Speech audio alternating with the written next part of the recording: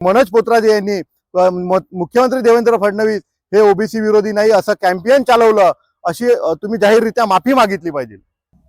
नुकत्याच चंद्रपूर महानगरपालिकेच्या निवडणुका पार पडल्या।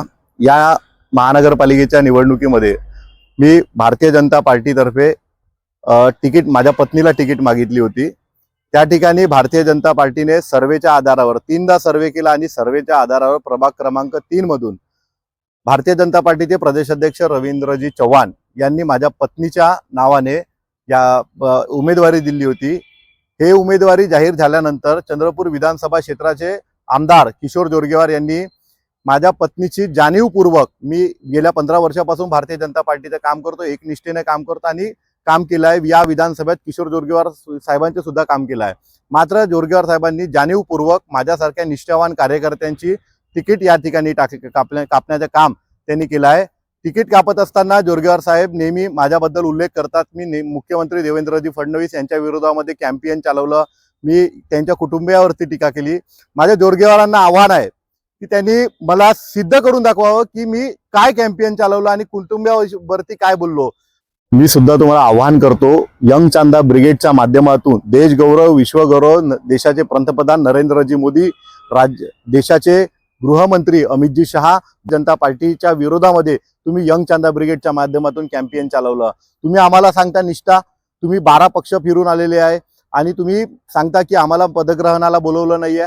अरे पदग्रहणाला आम्ही ज्या वेळेला भारतीय जनता पार्टीचे निष्ठावान कार्यकर्ते, तुम्ही आता या 1 वर्ष अगोदर तुम्ही भाजपमध्ये आले, एक तरी जा तुमच्या ऑफिसमधून फोन आला का आम्हाला आमच्या निष्ठावान कार्यकर्त्याचं खच्चीकरण करण्याचा मनसुबा आखून तुम्ही भारतीय जनता पार्टीमध्ये प्रवेश केला। तुम्ही सर्वात आधी ब्रिजभूषण पाजारे यांच्या हक्काची जे तिकीट होती ते हिरवण्याचं काम केलं। मग त्याच्यानंतर महानगरपालिकेमध्ये माझ्यासारख्या निष्ठावान कार्यकर्त्याच्या ज्या तिकिटा होत्या ते कापण्याचं काम तुम्ही या ठिकाणी केलं आहे आणि तुमचे चलवे चाटणारे जे लोक होते या लोकांना तुम्ही तिकीट देण्यासाठी आमच्यासारख्या निष्ठावान कार्यकर्त्याचा या ठिकाणी बळी केला आणि देवेंद्रजी फडणवीस यांचं नाव तुम्ही समोर करत माझ्यासारख्या निष्ठावान कार्यकर्त्यावर तुम्ही पक्षविरोधी कारवाई केली किंवा देवेंद्र फडणवीस यांच्या विरोधामध्ये बोलले, अशा खोट्या अपप्रचार करताय। मी जे आव्हान केलं आहे, तुमच्यात हिंमत असेल तर ते स्वीकारायला पाहिजे तुम्ही, आणि तुम्ही स्पष्टीकरण द्यायला पाहिजे आणि सिद्ध करून दाखवायला पाहिजे मनोज पोतराजे देवेंद्रजी फडणवीस यांच्या विरोधामध्ये काय बोलले होते।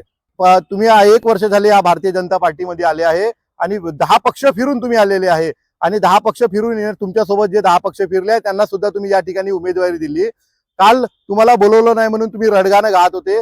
खरं तर मला हे सांगावं वाटते की या 1 वर्षामध्ये तुम्ही, मी ओबीसी मोर्चाचा जिल्हाध्यक्ष असताना कितीदा तुम्ही मला मीटिंगला बोलवलं तुमच्या ऑफिसमध्ये, एक निष्ठावान कार्यकर्त्यांना फोन न करणं, यंग चांदा ब्रिगेडच्या लोकांना समोर करणं, पक्ष आपल्या हातात घेण्यासाठी तुम्ही पूर्ण रणनीती ऐकली होती आणि त्याच्याच फलित म्हणून तुम्ही निष्ठावान कार्यकर्त्यांच्या 17 निष्ठावान कार्यकर्त्याच्या या ठिकाणी तिकीट कापण्याचं काम केलेलं आहे। मी तुम्हाला आव्हान केलं आहे तेव्हा आम्ही आव्हान स्वीकारावं, नाहीतर तुम्ही माफी मागावी, जाहीररित्या माफी मागावी की मनोज पोतराजे यांनी मुख्यमंत्री देवेंद्र फडणवीस हे ओबीसी विरोधी नाही असं कॅम्पेन चालवलं, अशी तुम्ही जाहीररित्या माफी मागितली पाहिजे।